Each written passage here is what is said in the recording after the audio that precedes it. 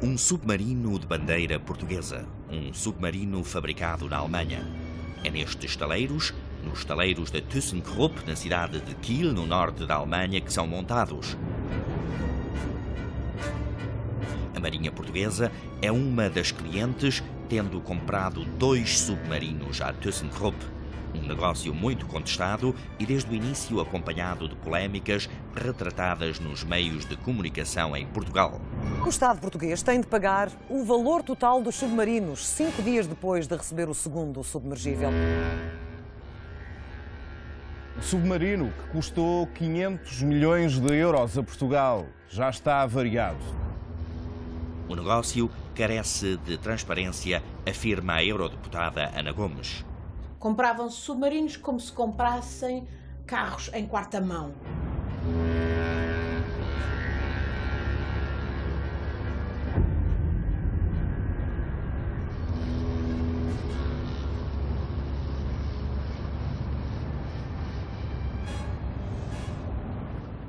Portugal, um país em crise.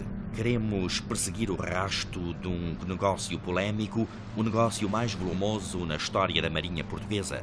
Cerca de 1.000 milhões de euros foram gastos em 2 submarinos. Estamos a caminho do Alfeite, a base da Marinha Portuguesa. Para entrar nesta base é necessária uma autorização especial, nem sempre fácil de obter. É aqui que estão estacionadas as fragatas da Marinha Portuguesa e também os 2 submarinos batizados de Tridente e Arpão. Recebe-nos o comandante do Tridente, que nos explica que o Arpão se encontra em exercícios. Ficamos ainda a saber que o orçamento da Marinha Portuguesa sofreu cortes substanciais.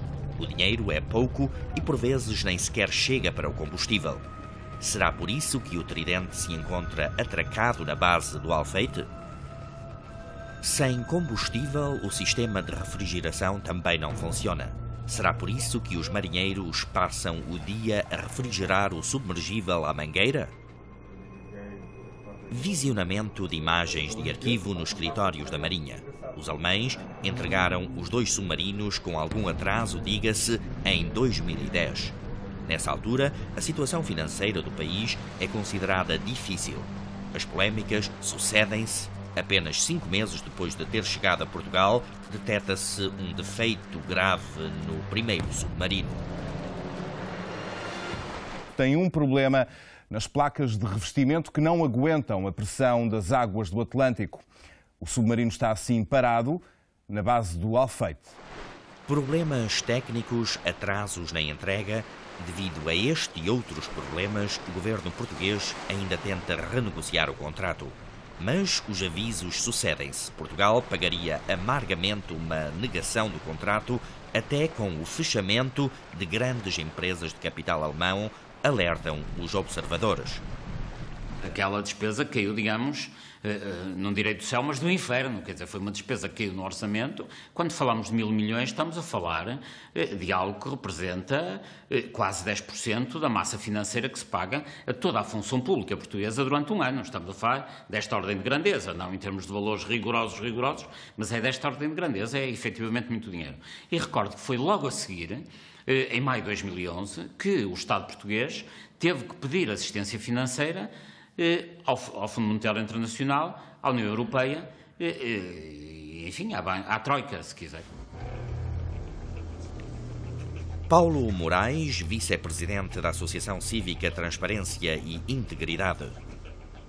O encontro com o professor de Estatística tem lugar no Porto. É ele, um dos portugueses que se debruçaram sobre o negócio dos submarinos, um negócio que, segundo alguns observadores, não tem qualquer cabimento nos dias que correm e tendo em conta as necessidades do país real. Ainda hoje não se percebe, de facto, qual é a utilidade dos submarinos na perspectiva geoestratégica de Portugal. Nós, se atentarmos que ainda hoje, se houver um naufrágio ao largo dos Açores, do arquipélago dos Açores, muitas vezes a Marinha Portuguesa tem que pedir apoio à Marinha Inglesa, é estranho que não se tenha investido noutros tipos de equipamentos. Como é possível? Um país membro da União Europeia e da NATO comprometer-se com a compra de equipamento que não necessita e que, pelos vistos, excede a sua capacidade financeira. Que fatores contribuíram para que esse negócio tivesse sido feito? As nossas pesquisas conduzem-nos a Bruxelas. Temos encontro marcado com uma eurodeputada que desde o início duvidou da transparência do negócio dos submarinos. Ana Gomes. Os seus primeiros passos, no entanto, não foram fáceis. Portanto, não é só responsabilidade dos alemães, é nossa. Quando eu consegui, ao fim de muito porfiar, obter o contrato de aquisição dos submarinos, porque durante muitos anos os diversos governantes portugueses recusaram-se a fornecer esses elementos, não eram públicos. Quando eu li o contrato da aquisição dos submarinos, eu fiquei de cabelos em pé. Percebi que os interesses do Estado português estavam, no mínimo, a ser grosseiramente negligenciados. O contrato da aquisição do dia 21 de abril de 2004. O Ministro da Defesa, Paulo Portas, assina em representação do Estado português. O primeiro-ministro do governo de Portugal, na altura, é José Manuel Durão Barroso. Mais tarde, Durão Barroso abandonaria Portugal para se tornar presidente da Comissão Europeia. O contrato da aquisição, um documento que até à data não está disponível ao público. O Estado português é representado pelo ministro Paulo Portas, na altura ministro da Defesa. Da parte alemã, assina o consórcio German Submarine Consortium, GSC. Só lendo o contrato da aquisição, via-se que os interesses do Estado português tinham sido clamorosamente negligenciados, no mínimo, e que os contribuintes portugueses iriam pagar uma fatura absurda e majorada indevidamente nos termos desse contrato. As primeiras pesquisas levam a uma conclusão. O concurso público internacional não foi transparente. A documentação disponível dá provas de que houve alguma falta de respeito pelas regras e pela legalidade. Nos finais dos anos 90, ainda se encontram na corrida 5 diferentes empresas para o fornecimento de submarinos à Marinha Portuguesa. O consórcio alemão não está na frente desde o início no que diz respeito às vantagens operacionais. Numa categoria, no entanto, os alemães conseguem convencer: as contrapartidas. Finalmente, os alemães atingem o seu objetivo. São escolhidos como fornecedores dos submarinos à Marinha Portuguesa. As contrapartidas são apresentadas pelo governo como argumento principal. O contrato das contrapartidas. Neste documento, igualmente secreto, o consórcio alemão compromete-se a investir em Portugal. As encomendas deverão superar os custos dos 2 submarinos, mais de 1.200 milhões de euros.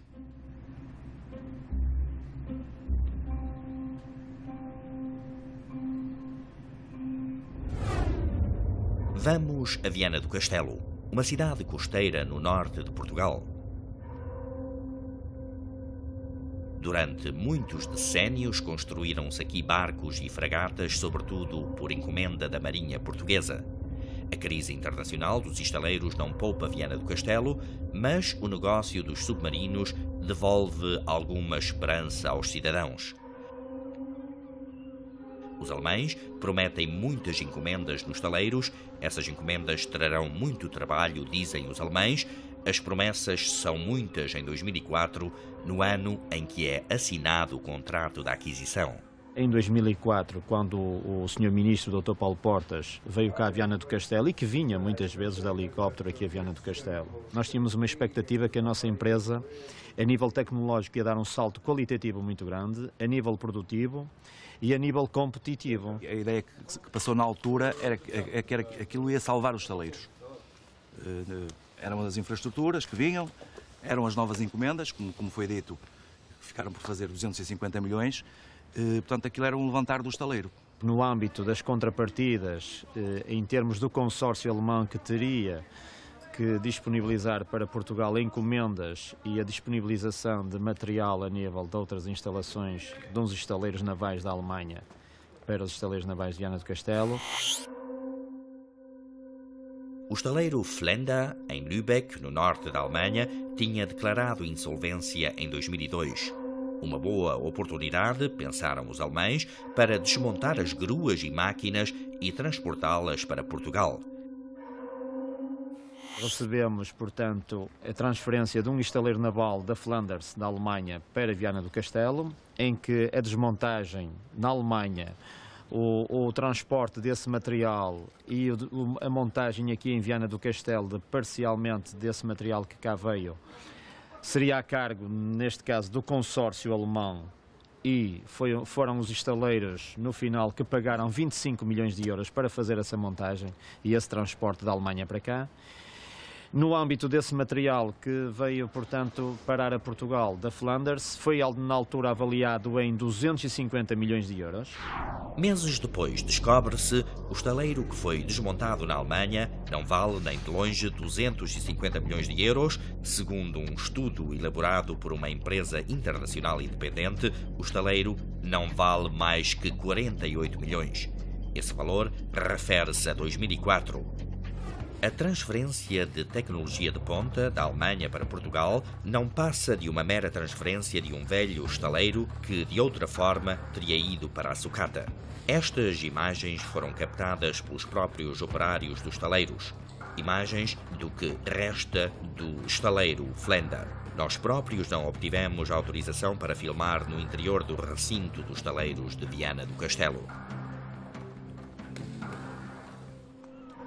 10 anos depois da assinatura dos contratos de aquisição e de contrapartidas, os estaleiros de Viana do Castelo estão falidos. 700 trabalhadores no desemprego. Estamos perante um cenário negro da história desta grande empresa que faz este ano 70 anos de vida. Os dias aqui passam-se dia a dia, esperando que apareça sempre alguma coisa no dia seguinte. É triste. As encomendas prometidas, a transferência de tecnologia da Alemanha para Portugal, falsas promessas. Grande parte das contrapartidas, no valor de quase 700 milhões de euros que eram supostas ser transferidas para Viana do Castelo, nunca aqui chegaram. Hoje, os operários são da opinião que o consórcio alemão tinha apenas um objetivo: vender submarinos. E para isso tudo servia, inclusive falsas promessas de falsas contrapartidas.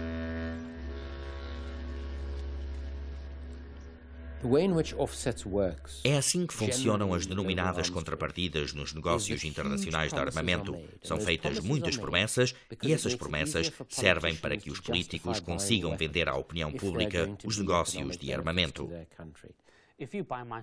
Se me compras uma fragata ou um submarino, eu invisto 1 ou 2 mil milhões no teu país. É assim que os negócios do armamento funcionam. É uma grande mentira. Desde o início, ninguém tem a intenção de cumprir.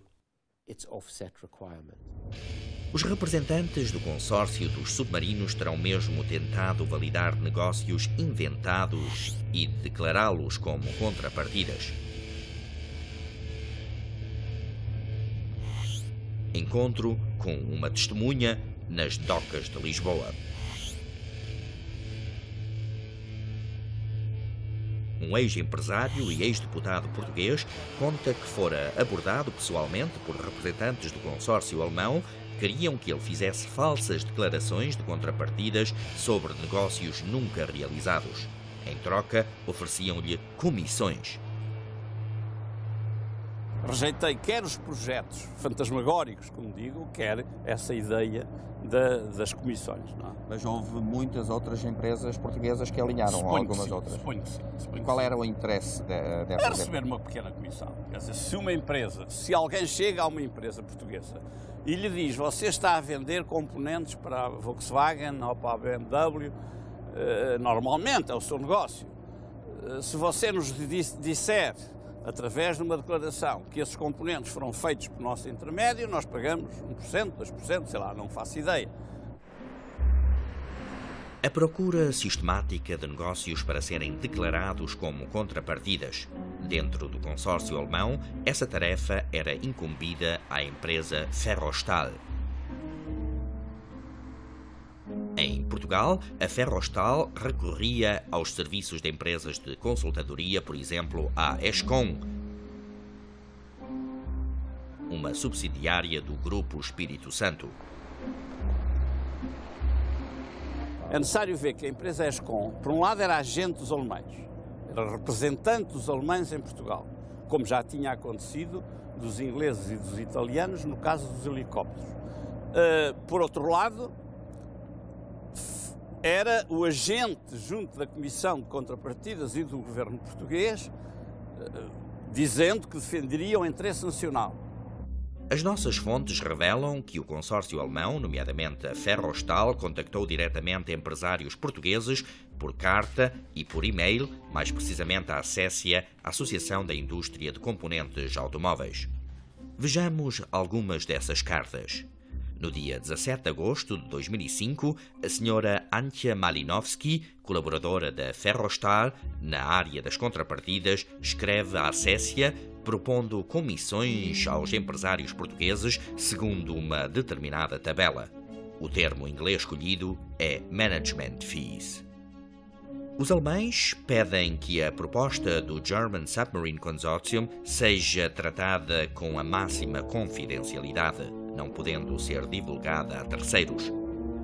Assinatura Winfried Hotten, na altura chefe da secção de contrapartidas da Ferrostal, e a sua colaboradora Antje Malinowski.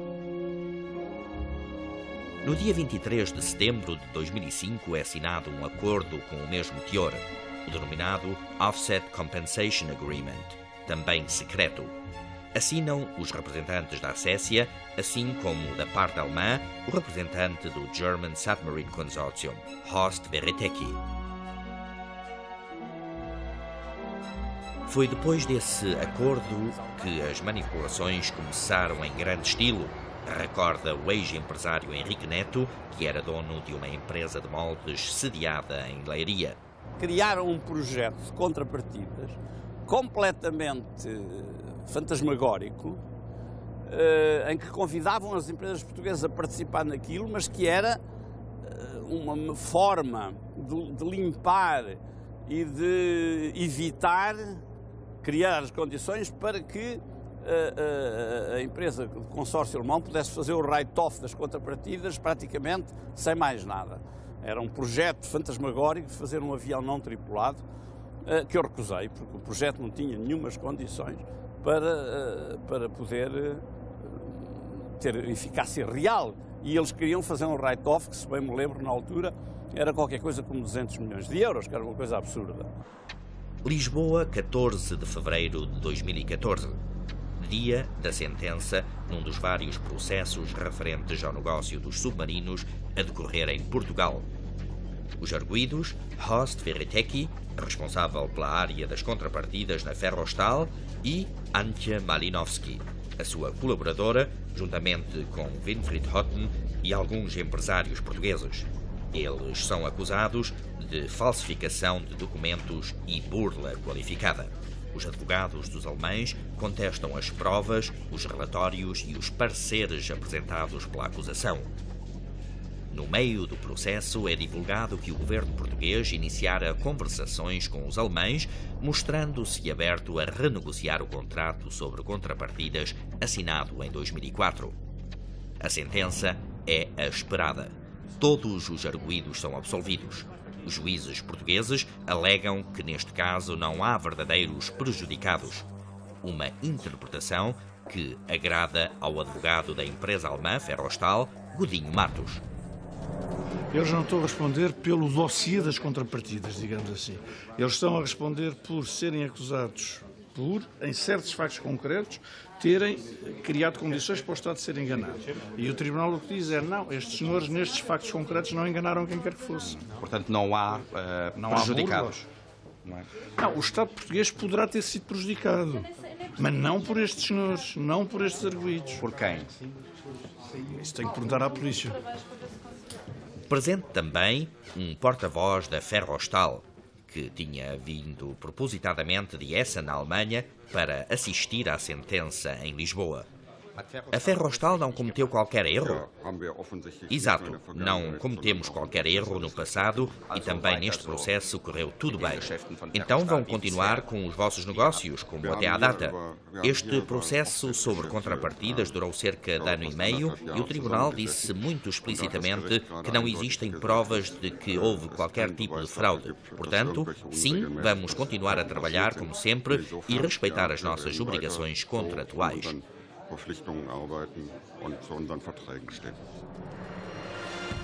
Antje Malinowski, Horst Veretecki e os outros senhores do consórcio alemão dos submarinos, tudo indica, não têm nada a temer em Portugal, embora o processo passará para uma seguinte etapa. A investigação esteve, digamos, sempre ao lado de não investigar. O Tribunal, em presença da fraca investigação feita e sendo isto um problema do Governo e não tendo o Governo feito nada para clarificar, o Tribunal assumiu esta posição. Não somos nós que vamos condenar, o Governo que clarifique isto, porque o Governo é que tem informações mais que suficientes e documentos. No mesmo dia do processo, voltamos a Viana do Castelo. Os comentários na comunicação social sucedem-se e são explícitos. Viana do Castelo e os seus habitantes não são as únicas vítimas. Existem outras cidades com outros cidadãos que pagam a fatura amarga dos negócios corruptos, negócios perpetrados por consórcios sem escrúpulos, negócios aprovados por políticos sem moral nem princípios e sem controle por parte da justiça, uma justiça que impede que os criminosos sejam punidos.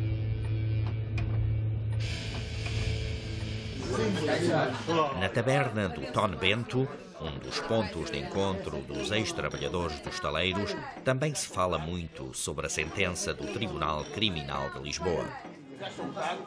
E eles roubaram e agora estão todos a ser inibados nos tribunais.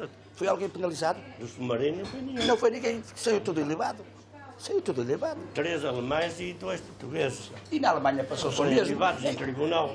E na Alemanha passou-se o mesmo. Na Alemanha passou-se o mesmo. Ou apanharam ali 2 ou 3 culpados, parece que sim. E o resto? Onde é que está a máfia? Onde está? Onde é que eles estão? As primeiras suspeitas de corrupção no negócio dos submarinos surgiram em 2005. No âmbito de um outro processo, são feitas escutas ao ministro Paulo Portas e ao tesoureiro do seu partido. O Ministério Público em Portugal inicia então pesquisas em Portugal e também na Alemanha. As procuradoras portuguesas fizeram um trabalho notável, que foram, com o apoio do Eurojust à Alemanha, fazer buscas conjuntas com os procuradores alemães de Essen aos estaleiros, aos escritórios da Ferrostal. Descobriram imensa documentação muitíssimo relevante, que obviamente ficaram nas mãos das autoridades alemãs. Durante anos estiveram à espera que essa documentação lhes chegasse às mãos. Todos os pretextos eram utilizados para demorar a entrega dessa documentação. Encontro com 2 ativistas da organização Corruption Watch, com sede em Londres. Eles viajaram nos últimos anos com alguma frequência à Alemanha.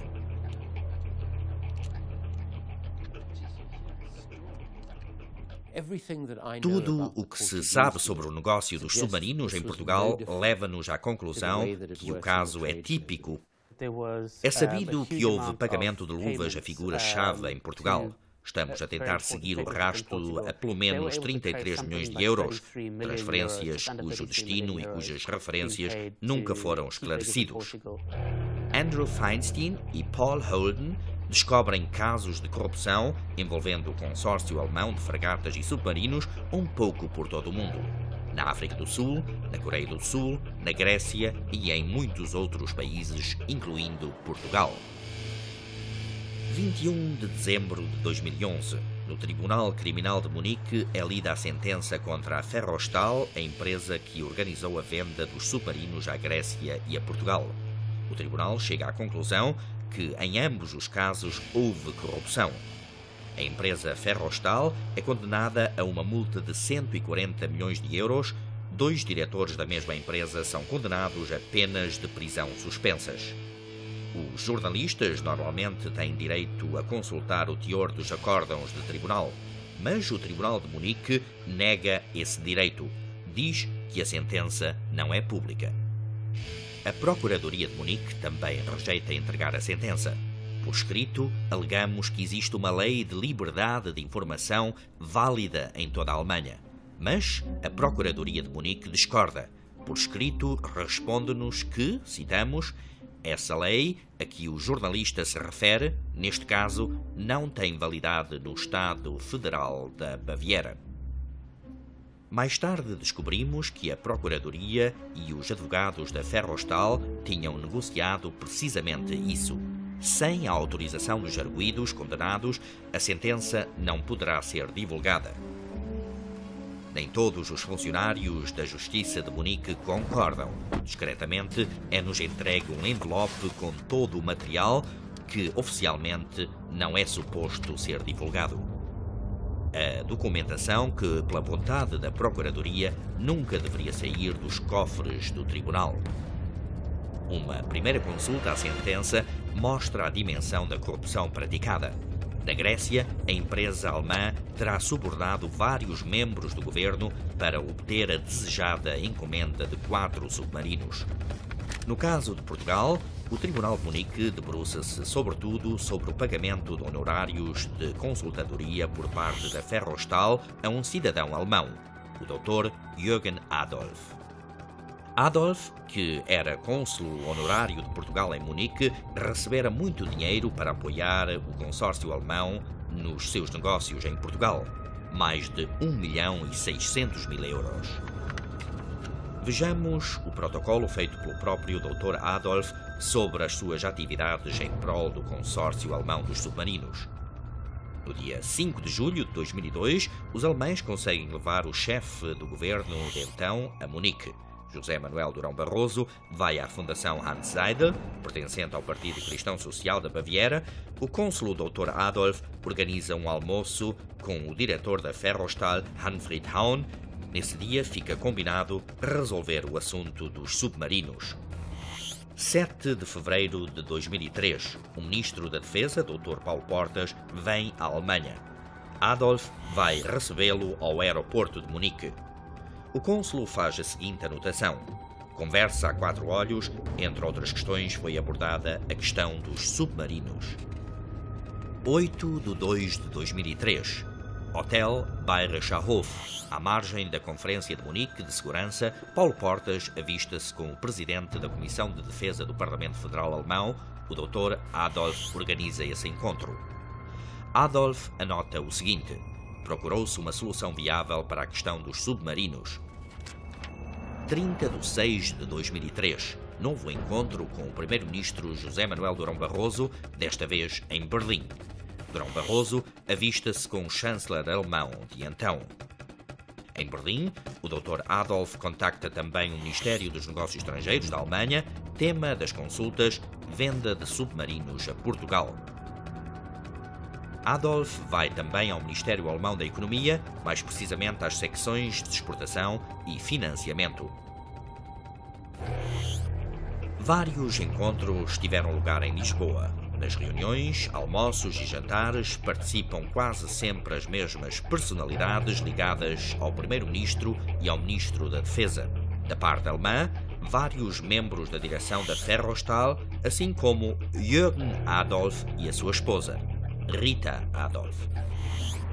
Desde o início, a tarefa de Adolf é convencer a parte portuguesa a comprar os submarinos alemães e não os dos concorrentes franceses. O cônsul honorário também veicula a notícia em Portugal de que os alemães estariam dispostos a investir muito dinheiro nos estaleiros de Viana do Castelo. A eurodeputada Ana Gomes segue o caso Adolf com atenção.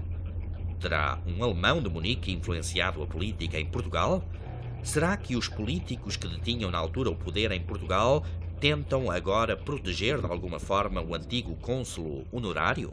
Sei que o Sr. Jürgen Adolf foi nomeado cônsul honorário de Portugal em Munique pelo Dr. Durão Barroso quando era Ministro dos Negócios Estrangeiros de Portugal.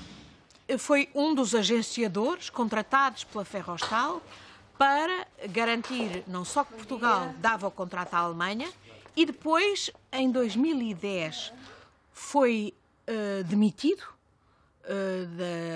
do cargo de cônsul honorário pelo governo português, pelo governo Sócrates, mas estranhamente até hoje, que eu saiba, não houve participação criminal sobre ele. Munique, 5 de março de 2014. Acaba o processo que decorria no Tribunal Criminal contra o Dr. Jürgen Martin Adolf, acusado de corrupção passiva. Era legal o cônsul honorário de Portugal trabalhar também e paralelamente para um consórcio que pretendia fazer negócios com Portugal? Era legal o ex-cônsul receber a quantia de 1.600.000 euros da Ferrostal? O tribunal alemão diz que não. Adolf é condenado a uma pena de 1 ano e meio de prisão condicional. A sua idade avançada, de 77 anos, é apresentada como razão. Mas Adolf não é o único que aceitou subornos. Muito mais dinheiro terá sido distribuído para corromper decisores ou supostos decisores. Quanto? A quem? A empresa Ferrostal terá pago enormes somas, não só a agentes-chave em Portugal, como também e sobretudo um pouco por todo o mundo. Ferrostal. A Ferrostal encomendou um estudo interno a que eu tive acesso e, nesse documento, admite-se que a empresa transferiu mais de 1.100 milhões para 16 países diferentes. Eu diria que foram somas destinadas à corrupção. O estudo interno foi encomendado pela própria Ferrostal a um escritório da advocacia norte-americano especializado em compliance, boa governação empresarial. Esse estudo contém muita informação interna sobre os negócios controlados pela Ferrostal nos últimos anos. As informações referentes a Portugal são poucas, mas elucidativas. Mais de 30 milhões de euros terão sido transferidos para intermediários em Portugal, para a empresa Escom, para um ex-militar português e para o Dr. Jürgen Adolf. Follow the money. Persegue o rastro do dinheiro. É essa a fórmula do ativista anticorrupção Andrew Feinstein. É precisamente por isso que vamos ao Algarve. Soubemos que o ex-cônsul Adolf é dono de muitos imóveis nesta região turística. É aqui, em Santa Bárbara de Neche, a casa do Dr. Jürgen Adolf quando ele não está em Munique. As nossas informações apontavam para que ele tivesse viajado para o Algarve depois da sentença no Tribunal de Munique. E, de facto, vislumbramos um carro de matrícula alemã. Mas não conseguimos encontrar o Sr. Adolf. Dizem-nos que este não é o único imóvel dos Adolf e que eles terão muito mais. Vamos à aldeia para obter mais informações. Os vizinhos lembram-se bem da chegada do alemão ao Algarve.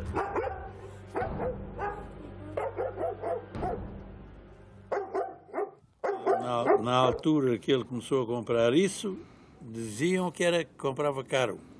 Agora, por fim, naturalmente, já comprava barato. Agora, na altura, diz que comprava caro. Nos primeiros tempos, diz que comprava caro.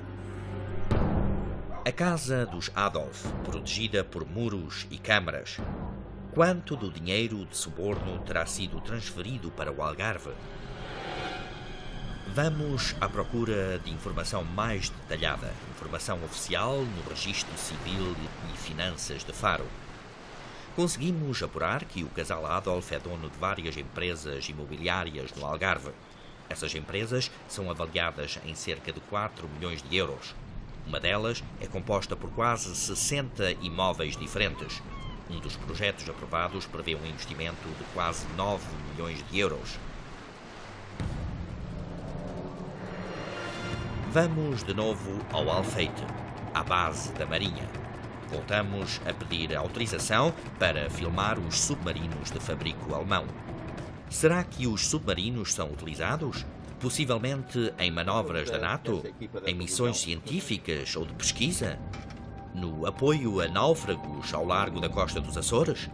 A Marinha Portuguesa saberá, mas provavelmente não estará interessada em responder a estas perguntas.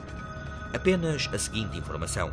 Desta vez podemos filmar o segundo dos 2 submarinos, o Arpão. O Tridente está na Alemanha, nos estaleiros de Kiel, onde efetua mais uma inspeção. Depois recebemos mais uma notícia inesperada. Podemos entrar e filmar no interior do submarino Arpão. Os submarinos da classe 214 são considerados os modelos mais recentes dos estaleiros da ThyssenKrupp Marine Systems. Paulo Garcia, o comandante do Arpão, fornece-nos algumas informações adicionais. A mais inovadora característica destes submergíveis é a propulsão independente de ar, o que aumenta consideravelmente o tempo de navegação nas profundidades do mar. A parte da operação do submarino. É onde estão as pessoas que estão a operar o submarino quando estamos no mar.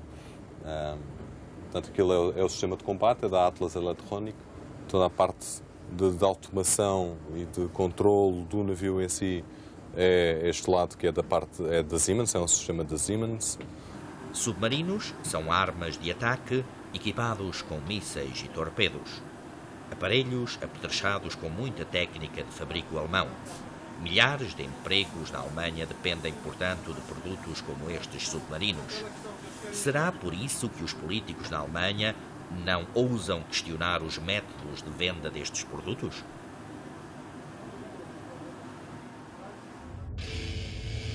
Vamos a Berlim. Queremos saber mais sobre as ligações entre a política e as grandes empresas alemãs de produção de armamento. Salientar que os mais importantes estaleiros alemães praticamente só produzem armamento. Conseguimos marcar encontro com o presidente da Comissão Parlamentar da Defesa. Hans-Peter Bartels é precisamente oriundo de Kiel, cidade onde estão sediados os estaleiros da ThyssenKrupp.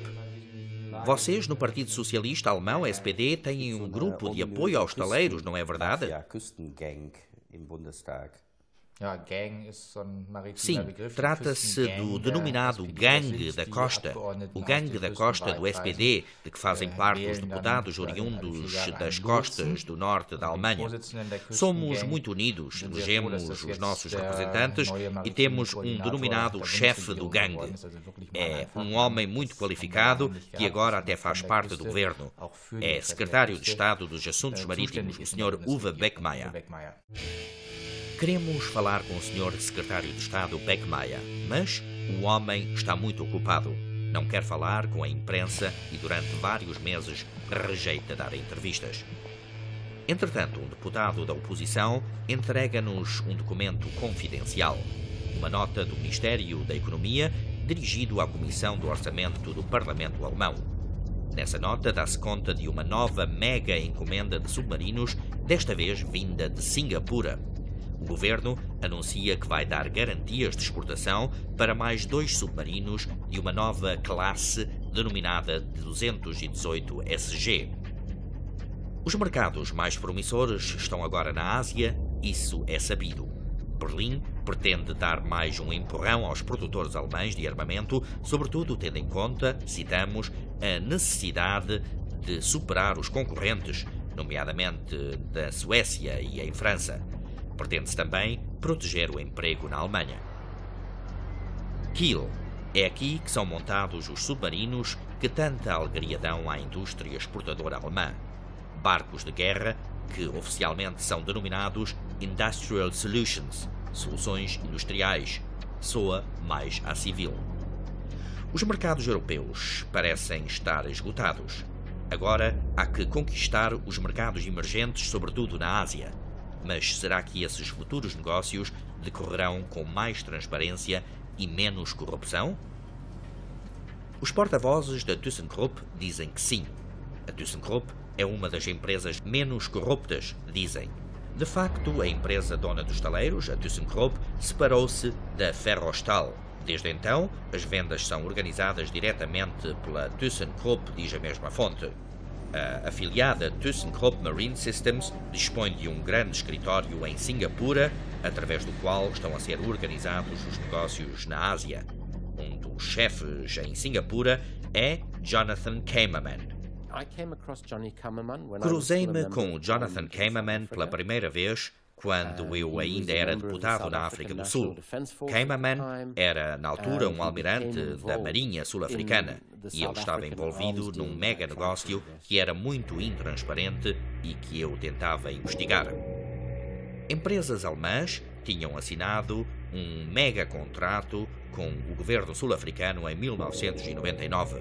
Um mega negócio de submarinos e fragatas. Uma comissão parlamentar de inquérito tentara esclarecer o assunto, mas não é fácil provar todas as suspeitas. Fala-se em pagamentos de luvas no valor de mais de 1.000 milhões de randes. Andrew Feinstein e Paul Holden ficaram chocados com a dimensão da corrupção germano-sul-africana. As suas investigações conduzem a um nome: Jonathan Kamerman. O papel de Jonathan Kamerman nestes negócios de armamento pode ser classificado de extremamente duvidoso. Estas imagens de arquivo mostram o ex-militar sul-africano em entrevista a uma TV indiana. Ele faz publicidade a favor de fragatas de fabrico alemão da ThyssenKrupp, a sua empregadora. Ele é um homem que começou a sua carreira na África do Sul, participando num dos negócios mais corruptos da história, saindo depois para o mundo no intuito de fazer uma carreira internacional, baseando-se precisamente nessa experiência. Kamerman é um daqueles que se movem muito confortavelmente naquilo que denominaria de corrupção nos negócios globais de armamento. Kiel. De novo, nos cruzamos com um submarino de bandeira portuguesa. O contrato prevê que as inspeções deverão ser feitas precisamente na Alemanha. Cada uma das inspeções custará 5 milhões de euros por ano, por barco, durante 30 anos.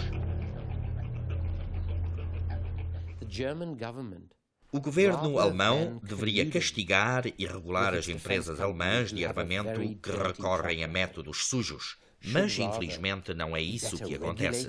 Antes, pelo contrário, o governo alemão é parte integrante do sistema que permite que empresas como a ThyssenKrupp, o German Submarine Consortium ou a Ferrostal atuem como atuam no mercado global de armamento.